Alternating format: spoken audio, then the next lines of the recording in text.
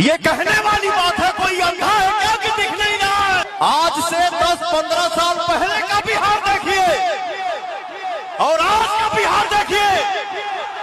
हाथ उठा के बताइए कि विकास हुआ है या नहीं।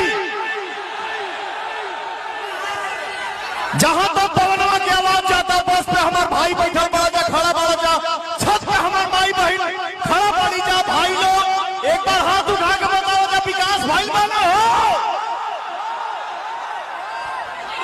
ये कहने वाली बात है, कोई अंधा है क्या कि दिख नहीं रहा है? हम जिस रास्ते पर साइकिल नहीं चला पाते थे, आज 4 व्हीलर से जाते हैं।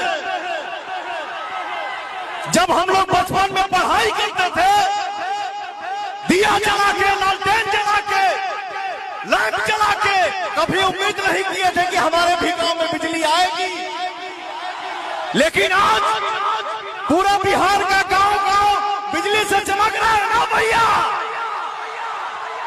यहां लोग भाषण दे रहा है, फलाना जिंदाबाद, फलाना जिंदाबाद। हमारे एनडीए की परिवार से एक ही आवाज गूंजती है भैया, एनडीए जिंदाबाद, हमारा बिहार जिंदाबाद।